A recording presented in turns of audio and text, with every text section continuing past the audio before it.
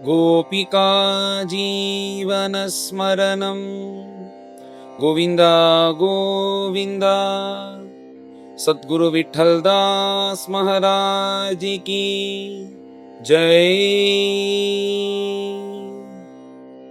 மேலே இந்த அத்தியாயத்தில் பரமபாகவதோத்தமனாக இருக்கக்கூடிய பரீட்சித் மகாராஜா பிரம்மனிஷ்டால பார்த்து பலராம சுவாமி எத்தனை லீலைகள் பண்ணியிருக்காருன்னு இப்போதான் இதெல்லாம் கேள்விப்படுறேன்.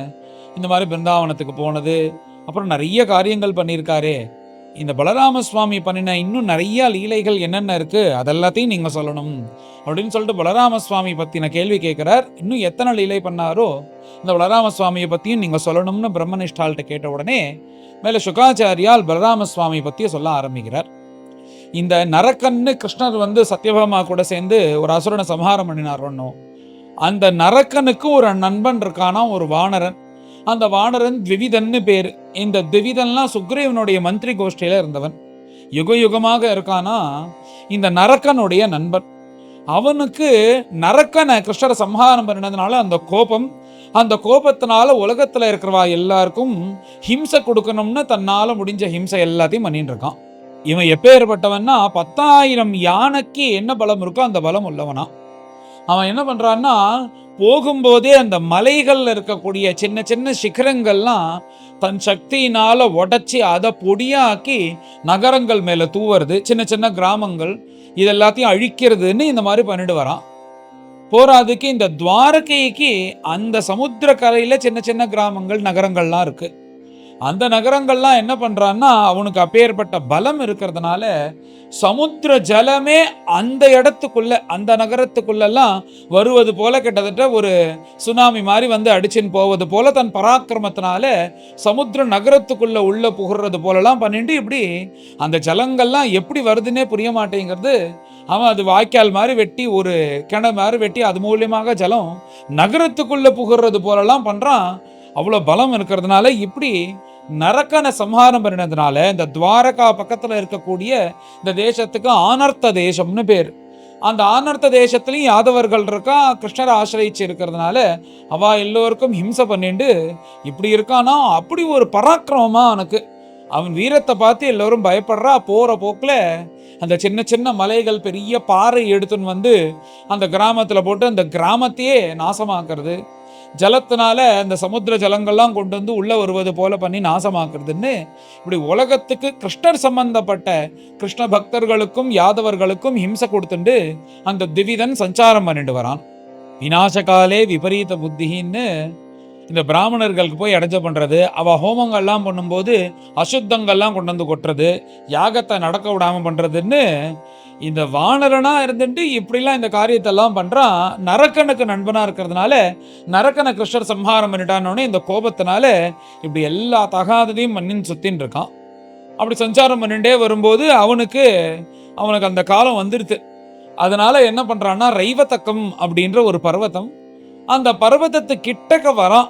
அதுலேருந்து ஏதாவது பண்ணி இது மூலியமாக யாருக்கு இடைஞ்சல் பண்ணலான்னு பண்ணிட்டே இருக்கும்போது அந்த இடத்துல ஒரு அற்புதமான ஒரு கானம், ஒரு பாட்டு கேட்குறான். அந்த பாட்டு கேட்டு யாரா அப்படி பாடுறா அப்படின்னு சொல்லிட்டு அந்த மலைக்கு மேலே ஏறி பார்த்தா, மலைக்கு அந்த பக்கம் பலராம சுவாமி அவர் சில ஸ்திரீகளோட சேர்ந்துட்டு அவர் அங்க அற்புதமாக நர்த்தனம் பண்ணிட்டு அவர் கொஞ்சம் உல்லாசமாக இருக்கார் பலராம சுவாமி. பலராம சுவாமிய பார்த்த உடனே இந்த திவிதனுக்கு இவன் யாதவன், கிருஷ்ணனுடைய அண்ணான்னு தெரிஞ்சுட்டு இவர்களுடைய கூட்டத்தினாலதான் நம்மளுடைய நண்பனா இருக்கக்கூடிய நரகாசுரன் காலமானான்னு சொல்லிட்டு கோபம் வந்துடுது. கோபம் அங்க மலைக்கு அந்த பக்கம் இறங்கி இந்த குரங்குகள்லாம் என்ன பண்ணணும், இந்த குரங்கு சேஷ்டை பண்றானா, ஒரு மரத்து மேல ஏறி நின்றுண்டு அந்த மரத்தையே உலுக்கி கீழே தள்ளுவது போல பயமுத்தி எல்லாரையும் அந்த உருன் பண்றது, அப்புறம் ஒரு சப்தம் பண்றானா அந்த சப்தமே பயமுறுத்தது போல கோரமா இருக்கு. அந்த மாதிரி சப்தம் பண்ணிட்டு உருன் பண்றதுன்னு இந்த மாதிரி அந்த வானர சேஷ்டைகள் பண்ணி கொண்டு அவளை பயமுறுத்தணும்னு இப்படி அந்த மரத்துல நின்று பலராம சுவாமியை பார்த்து கோரமான சப்தத்தை போட்டுன்னு உட்காண்டிருக்கான்.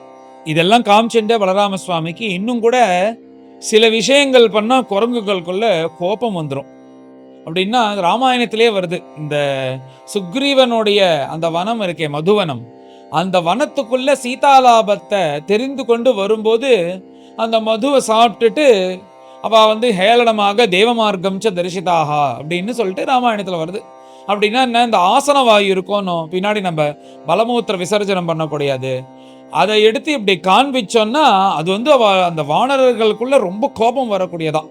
இப்ப நமக்குள்ள சில வார்த்தைகள் பரிமாறிண்டா அது ரொம்ப கோபம் வருவது போல, திட்டுறது போல நமக்கு கோபம் வருதோ நம்ம மனுஷர்களுக்கு. அதே மாதிரி வானரர்களுக்கு என்னன்னா அந்த தேவ மார்க்கம்னு பேரா, இந்த வாயு சஞ்சாரம் மாறுதோனோ அந்த ஆசன வாயு, அதை தூக்கி இப்படி காண்பிச்சோன்னா ரொம்ப கோபம் வந்துருமா, அது ஹேளனம் பண்ணுவது போல.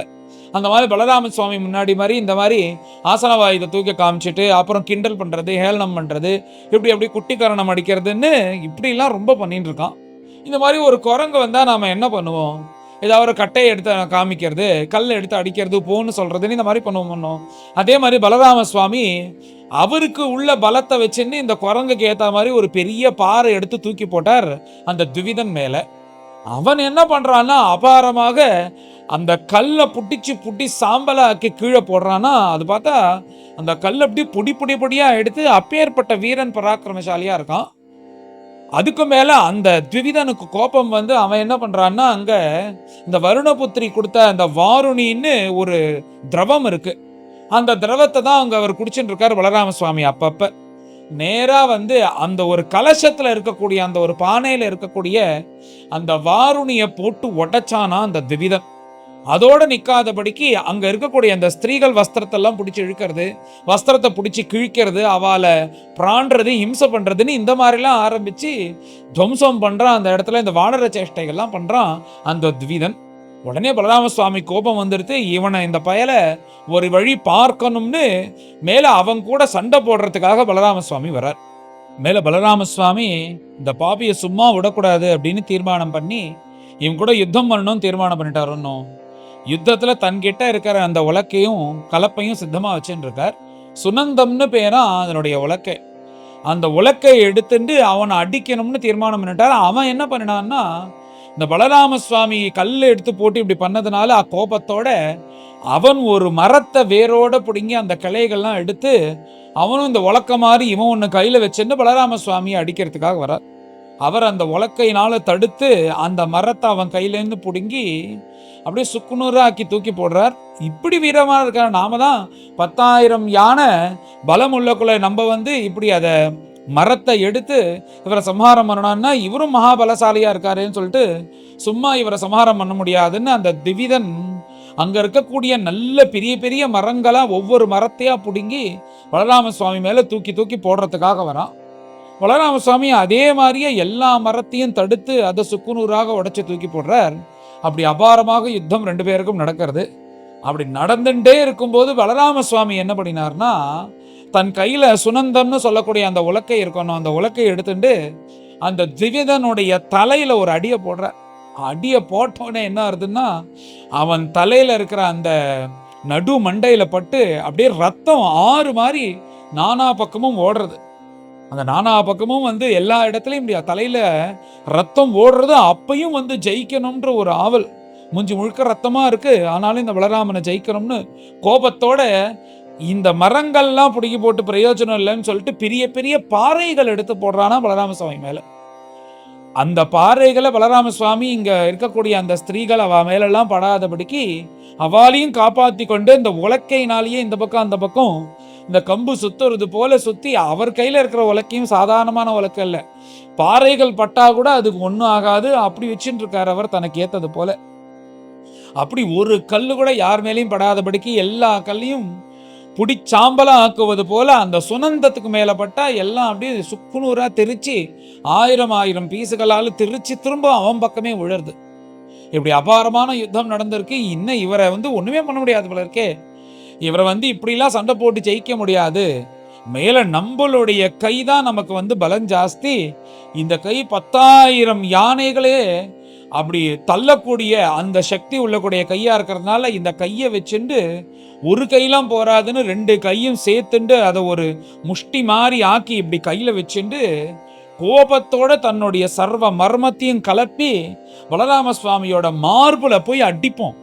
அந்த அடி தாங்க முடியாம அவன் ஹார்ட்டே நின்று போய் அவன் ஹிருதயமே நின்று போய் சாகட்டும், இப்படி கொலை பண்ணினாதான் உண்டு அப்படின்னு சொல்லிட்டு மகா கோபத்தோட மூஞ்சிலெல்லாம் ரத்தம் தெறிக்க அந்த 2 கையும் சேர்த்து வச்சுட்டு தலைக்கு மேல தூக்கி பலராம சுவாமியோட மார்பிள் அடிக்கணும்னு அந்த திவிதன்னு சொல்லக்கூடிய வானரன் வரான். பலராம சுவாமி இதை கவனிச்சுட்டார். இவன் இப்படிலாம் சம்ஹாரம் பண்ண முடியலன்னே மார்பிள் அடிக்க போறான்னு தெரிஞ்சுட்டு அவர் அப்படி பார்த்துட்டே இருக்கார். அவரும் அபாரமா யுத்தம் பண்ணக்கூடியவர் தானே.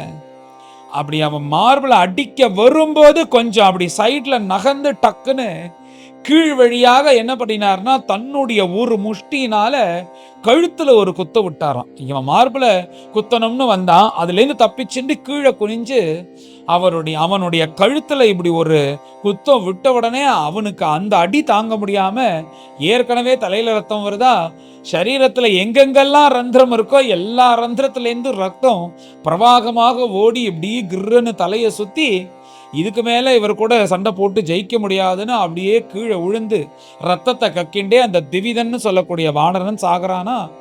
அப்படி செத்த உடனே என்னாச்சுன்னா ஆகாசத்திலேருந்து புஷ்பமாரி பொழிகிறாளாம் தேவர்கள். இதுல இருந்து தெரிஞ்சுக்கணும் இவன் எவ்வளோ இடைஞ்ச பண்ணியிருக்கான் எல்லாருக்கும்னு.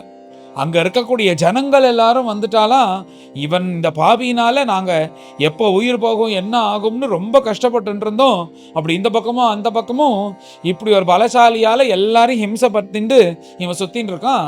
பலராம சுவாமினால இவன்கிட்டேந்து வரக்கூடிய இந்த கஷ்டங்கள்லாம் இனிமே கொண்டு இல்லாதபடிக்கு பலராம சுவாமி அனுகிரகத்தினால ஆனதுனால அந்த ஜனங்கள்லாம் வந்து பரம சந்தோஷப்படுறா. அதே போல இவன் காலமானோன்னு தேவர்களுக்கெல்லாம் ரொம்ப சந்தோஷம்னால புஷ்பமாரி பொழிகிறார்கள். அப்படி எல்லோரும் ஜெயா விஜீபவா சொல்லும்போது அந்த ஜெயஸ்ரீயை வாங்கி கொண்டு பலராம சுவாமி இப்படி கம்பீரமாக தைரியமாக நின்னார், எல்லோருக்கும் அபயம் கொடுத்துட்டுன்னு. இப்படி பலராம சுவாமி இந்த திவிதன்னு சொல்லக்கூடிய வானர சம்ஹாரம் பண்ணின கதையை பரீட்சித் மகாராஜா கேட்டதுனால பலராம சுவாமியோட மகிமையை சொல்லிட்டு வர. இந்த பலராம சுவாமியோட மகிமை தான் இந்த அத்தியாயம். மேலும் எல்லோரும் குறைந்து இந்த அத்தியாயத்தை பாராயணம் பண்ணுவோம். अथ सप्तषष्टितमोऽध्यायः।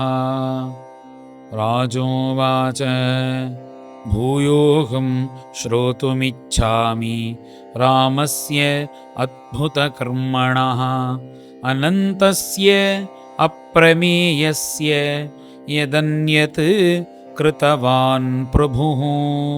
श्रीशुकोवाच नरकस्य सखा कश्चित् द्विविधो नाम वानरः सुग्रीवसचिवस्सोऽथ भ्राता मैन्दस्य वीर्यवान् सख्युः सोपचितिं कुर्वन् वानरो राष्ट्रविप्लवम् पुरग्रामाकरान् घोषान् अदहत् वह्निमुत्सृजन् क्वचित् सशैलानुत्पाट्य तैर्देशान् समचूर्णयत् आनर्तान् सुतरामेव यत्रास्ते मित्रः हरिः।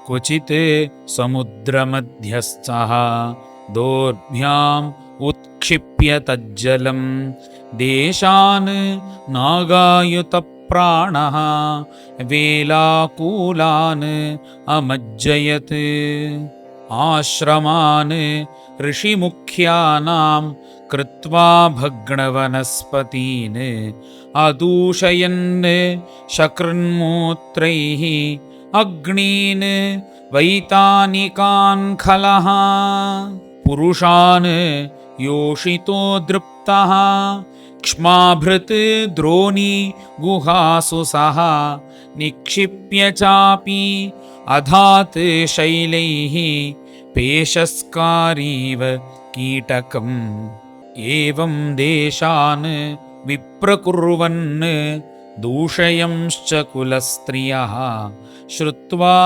सुललितं गीतं गिरिं रैवतकं ययौ तत्रापश्यत् यदुपतिं रामं पुष्करमालिनं सुदर्शनीय सर्वाङ्गं ललनायूथमध्यगं गायन्तं वारुणीं पीत्वा मदविह्वललोचनं विभ्राजमानं वपुषा प्रभिन्नमिव वारणम् दुष्टः शाखामृगः शाखां आरूढः कम्पयन् द्रुमान् चक्रे किल किला शब्दम् आत्मानं सम्प्रदर्शयन् तस्य धार्ष्ट्यं कपेर्वीक्ष्य तरुण्यो जातिचापलाः हास्यप्रिया विजहसुः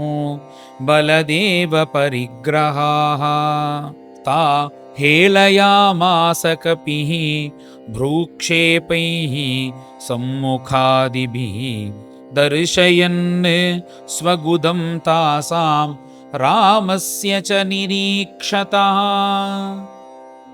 तं ग्राव्णा प्राहरत्क्रुद्धः बलः प्रहरतां वरः स वञ्चयित्वा ग्रावाणं मदिराकलशं कपिः गृहीत्वा हेलयामास धूर्तस्तं कोपयन् हसन् निर्भिद्य कलशं दुष्टः वासांस्यास्फालयत्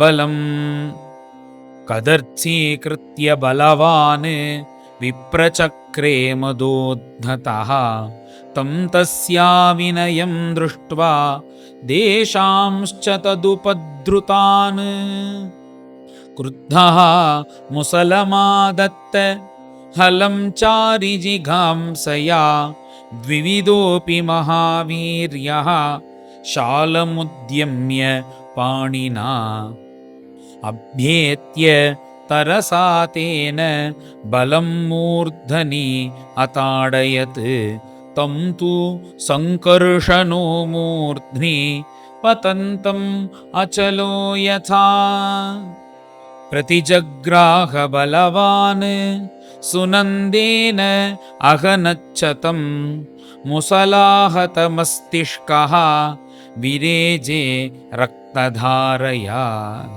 गिरिर्यथा गैरिकया प्रहारं नानुचिन्तयन् पुनरन्यं समुत्क्षिप्य कृत्वा निष्पत्रमोजसा तेनाहनत् सुसंक्रुद्धः तं बलः शतधाच्छिनत् ततः अन्येन रुषा जघ्ने तं चापि शतधाच्छिनत् एवं युध्यन् भगवता भग्ने भग्ने पुनः पुनः आकृष्य सर्वतो वृक्षान् निर्वृक्षम् अकरोत् वनं ततः अमुञ्चन् शिलावर्षं बलस्योपर्यमर्षितः तं सर्वं चूर्णयामास लीलया मुसलायुधः सबाहु तालसङ्काशो मुष्टीकृत्य कपीश्वरः आसाद्य रोहिणीपुत्रं ताभ्यां वक्षसि अरूरुजत् यादवेन्द्रोऽपि तं दोर्भ्यां त्यक्त्वा मुसललाङ्गले जत्रौ अभ्यर्दयत् क्रुद्धः सोपतत् रुधिरं वमन् चकम्पे तेन पतता सटङ्कः स वनस्पतिः पर्वतः कुरुशार्दूला वायुनानौरिवाम्भसि जयशब्दो नमः शब्दः साधु साध्विति चाम्बरे सुरसिद्धमुनीन्द्राणाम् आसीत् कुसुमवर्षिणाम् एवं निहत्य द्विविधं जगद्व्यतिकरावहं संस्तूयमानो भगवान् जनैः स्वपुरम् आविशत् श्रीहरये नमः श्रीहरये नमः। इति श्रीमद्भागवते महापुराणे पारमहंस्यां संहितायां दशमस्कन्धे उत्तरार्धे द्विविधवधो नाम सप्तषष्टितमोऽध्यायः। गोपिका जीवनस्मरणं गोविन्द गोविन्द सद्गुरु विठल दास महाराज की जय।